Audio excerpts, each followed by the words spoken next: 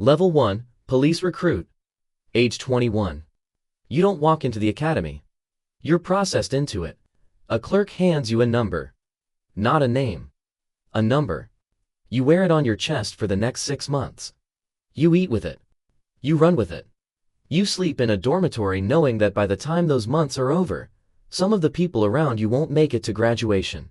Your recruit class starts with 43 people. Gray buildings. A track that never fully dries out. The smell is gun oil, floor cleaner, and the particular kind of stress that comes from 43 people trying simultaneously to be good enough. You carry no badge, no authority, no weapon outside of training. You carry only the expectation that you will earn all three. Or go home. Your lead instructor is a 15-year patrol veteran named Sergeant Briggs. He doesn't raise his voice. He doesn't need to. On week 3, he puts a scenario on the board. A man. A crowded street. An object that might be a weapon. You have 1 second, he says. Go. Nobody answers fast enough.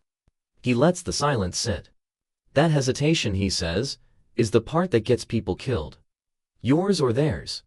1 second is a long time to be wrong. You write it down. You will carry it for the rest of your career. By graduation, 11 recruits are gone. 32 walk across the stage. Your father shakes your hand too hard, the way men do, when they mean something they can't say out loud. You are now a sworn officer of the Caldwell City Police Department. But you are not finished becoming one. Level 2, Patrol Officer, Probationary. Age 21. Graduation doesn't make you a police officer in the full sense. It makes you a probationary officer. Sworn. Badged. Assigned to the field. But still watched, still evaluated, still provisional. Your field training officer is a 10-year veteran named Corporal Ames. Before your first shift together, he says one thing. Forget the scenarios. Watch how people move, not what they say. You spend the next 12 months learning exactly what he means. Night shifts. Weekend doubles. Domestics, accidents, noise complaints, medical calls, everything in between. You write reports until your hand cramps.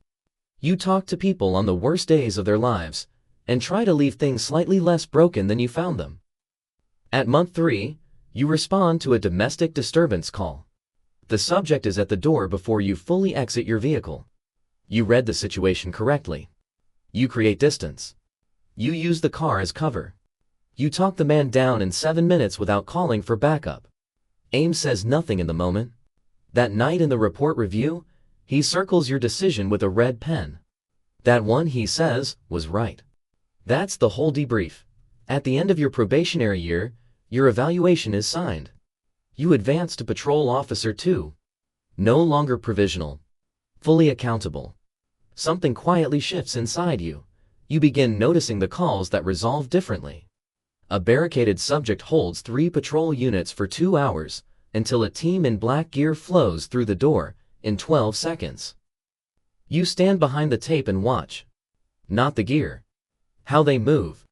How 12 people operate like one organism that has rehearsed this exact moment for years. You go back to patrol. But something in you has already made a decision. Level 3, SWAT Candidate. Age 23. The department requires a minimum of 2 years on the job before you can apply for SWAT selection. You apply the day you hit that mark. Selection is 4 days. 41 candidates report at 0500 on a Monday. Every one of them has at least 2 years on the job. You are among the youngest in the parking lot. You are aware of it in a way that makes you work harder rather than talk louder. Day 1 is physical. A 2-mile run in full gear. A 185-pound dummy drag over 100 meters of asphalt. Timed obstacle course sprints. Day 2 is tactical. Room clearing drills and a purpose-built shoe house. Live fire under time conditions. A 2-person element drill where you and a candidate you have never met clear a 4-room structure using only hand signals. An evaluator follows in silence, writing on a clipboard. He never gives feedback in the moment. You learn to read your own performance because no one else will do it for you. Day 3 breaks people who survive days 1 and 2. Sleep deprivation. Contradictory orders. A problem-solving exercise where the instructions change 3 times before you finish step 1. A 7-year veteran with a commendation on his record sits down in the middle of a stress drill and doesn't get back up. An evaluator walks over, collects his number, and points toward the parking lot. No words. Just a direction. By morning of day 4, 11 candidates remain. The panel interview. Unit Commander Vasquez. A department psychologist. They don't ask if you can handle pressure. They already know. When you answer the way you actually think, the psychologist writes something down. Vasquez watches your hands. For days later, your phone rings. You answer on the first ring. You're in, conditionally. 6-month probationary evaluation period. At the end of it, the team votes. Not the commander. The team. Vasquez hands you your first assignment sheet. Selection was the audition, he says. This is the actual job, they're different. Level 4, SWAT Operator. Age 24. Being on the team and being trusted by the team are 2 different things. Trust here is not assigned. It is witnessed slowly across dozens of training evolutions and real call-outs that remove every mask a person wears and leave only what is actually there. Your first call-out as a full operator comes in 11:40 p.m. on a Wednesday. A man wanted on felony weapons charges has barricaded inside a row house on the west side of the city. Intelligence says he has a rifle and has stated he won't be taken alive. Crisis negotiators have been on the phone for 90 minutes. He's not irrational. He's deliberate. That's worse. Your 5-person element takes secondary breach on the rear. Your element leader is Vasquez. In the staging area, he looks at each of you for exactly 2 seconds. Nothing said. Everything communicated. Breach goes at 1:13 a.m. Rear door. Kitchen. Hallway. You move with the automatic fluency that months of drilling has built into your body. Not thinking about the next step. Already on the one after. Subject taken into custody on the 2nd floor. No shots fired. 11 seconds. At debrief, team leader Calloway reaches your name. Rear hallway. You paused at the kitchen threshold. 1/3 of a second. Body cam caught it. You don't explain yourself. You nod once. Dixit, he says, and moves on. That 1/3 of a second stays with you for 3 weeks. You drill the threshold crossing until your body is through before your mind finishes the thought. Over the next 2 years, you learn your element the way you learn a language. Slowly at first, then suddenly all at once. When you're in the stack, your life and theirs are the same thing. Level 5, Senior Operator. Age 28. For years on the team changes how you inhabit a room. You don't decide to read it anymore. It happens automatically. Entry points. Threat angles. The difference between cover and concealment. What hides you versus what actually stops rounds. Choke points. Sidelines. Where danger comes from, and in what sequence. Vasquez is promoted. His element leader slot opens. You're offered it. You accept without celebrating. You go home that night and sit quietly thinking about what it means to be the person the other 4 are synchronized with. Not because they're ordered to be. Because they've chosen to trust you that completely. Your first fallout as element leader is a barricaded subject at a commercial warehouse. Former security contractor with documented firearms training. Inside for 4 hours. You spend 90 minutes in planning. Contingencies for if the primary entry point is compromised. Contingencies for if he moves before breach. Contingencies for if comms go down. Plan. Then plan for the plan failing. The operation runs at 0530. Your element clears the corridor, a break room, and a storage area. Primary element makes contact in the main warehouse space. Subject surrenders. Nobody is hurt. At debrief, Calloway pauses on your element's movement log. Clean execution. Communication to primary at the 40 mark was sharp. He moves on. No ceremony. Just an acknowledgement from someone who has seen enough done wrong to know the difference. The best element leaders aren't the ones their team follows. They're the ones their team moves with. There is no word for that difference. You just know it when you feel it. Level 6, Corporal. Age 31. You're promoted to corporal, the first supervisory rank in the department. Inside the SWAT unit, it means something specific. You lead your element independently when the sergeant is managing the broader operational picture. You assist with planning cycles, equipment accountability, and the development of newer operators. One of them, a 26-year-old named Castillo, is technically sound but overcommunicates under stress, crowding the channel when the stack needs silence. You work with him for 3 months. Not in formal sessions. In the spaces after training evolutions, cleaning gear when everyone else has gone home. You don't tell him what he's doing wrong. You show him what right sounds like until his ear learns the difference. By month 3, his communication is cleaner than most operators with twice his experience. Calloway says one thing about it. That's the part of this job that doesn't appear in any report. Do more of it. A kidnapping call-out comes in late autumn. A 12-year-old boy taken from a schoolyard. Intelligence is partial. Layout unclear. One confirmed firearm. You're on the door. Entry is clean. 22 seconds from breach to child in custody. The boy walks out wrapped in a thermal blanket. Cold, frightened, and unharmed. You stand in the front yard and watch him reach the ambulance. Then you go back inside to help with scene documentation. Nobody marks a call-out done until the paperwork is right. Level 7, Sergeant. Age 35. You pass the sergeant's examination on your first attempt. You're assigned as squad supervisor within the SWAT unit. 10 operators. 2 5-person elements. You are responsible for their training, their readiness, their equipment, their conduct, and their well-being in a sense that no checklist can fully capture. Calloway, now a lieutenant, gives you one briefing. No paper in front of him. As an operator, your job was to be exactly where you were supposed to be at exactly the right moment. As a sergeant, your job is to make sure 10 other people can do that. If they can't, it's on you. Not because the department says so. Because that's what it actually means. You run training cycles hard and varied. Predictability in training builds complacency in operations. And complacency gets people hurt. One of your senior operators goes through a difficult period mid-year. Still professional. Still operationally sharp. But there's a flatness in planning sessions you recognize because you felt it yourself. You don't address it in a report. You sit with him after Thursday training and talk about nothing important for 20 minutes. The way you would with someone you've trusted your life to for 7 years.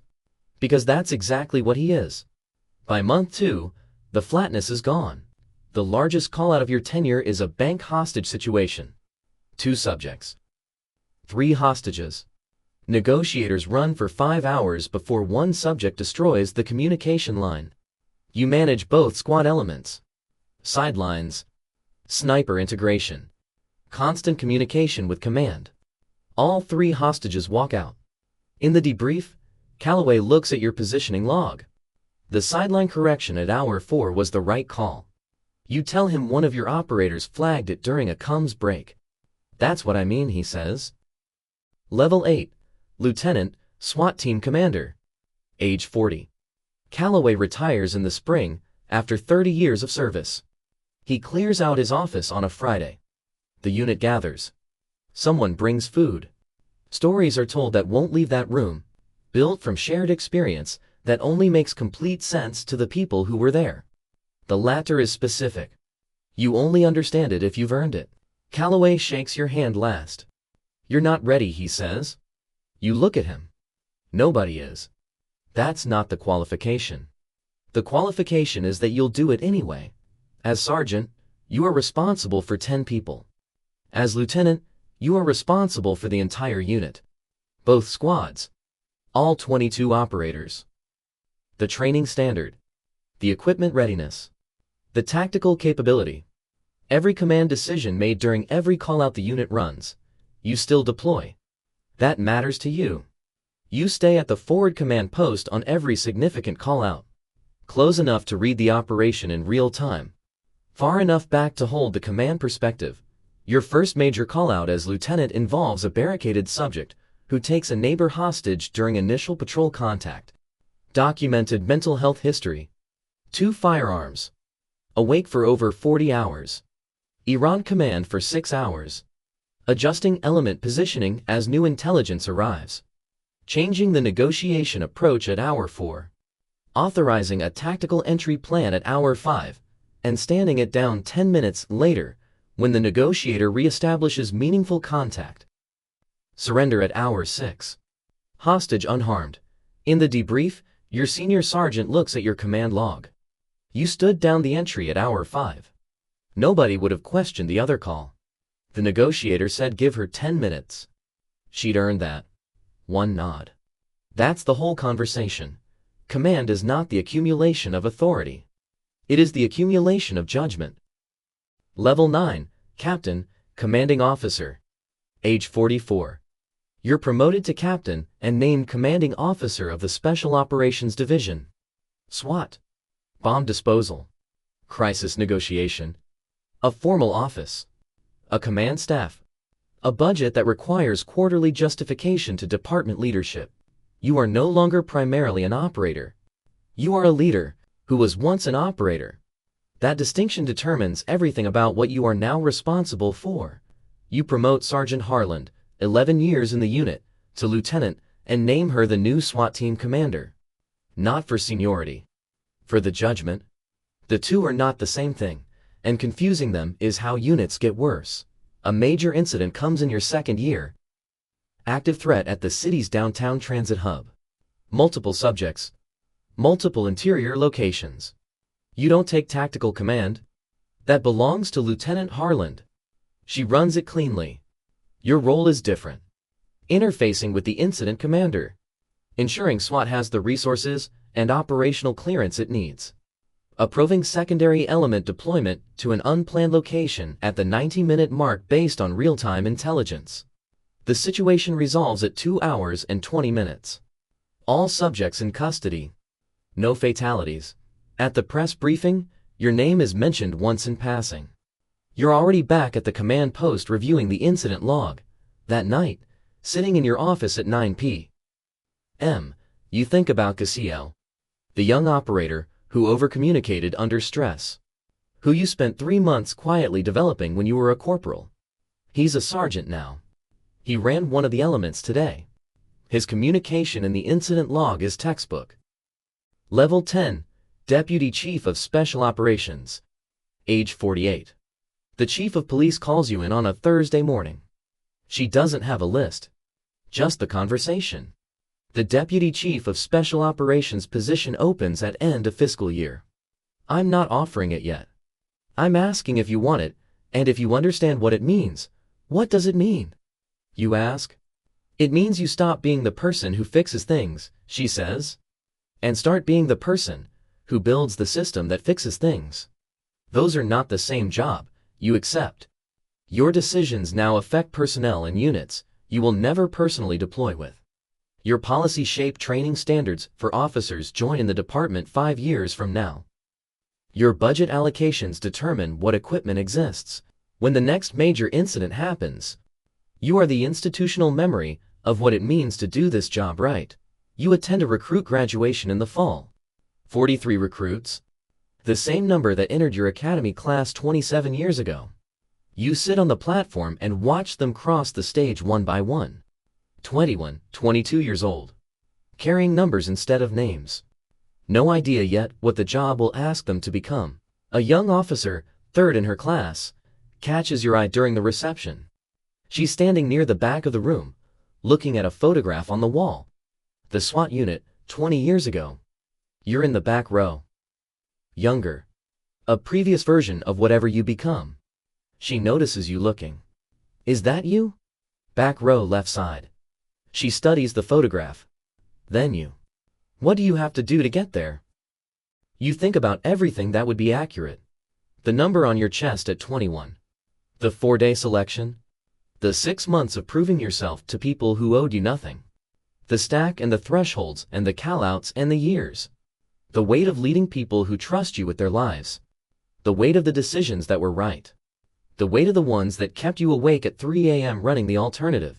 Everything you say. And then a little more than that. She nods like she understands. She doesn't. Not yet. She will.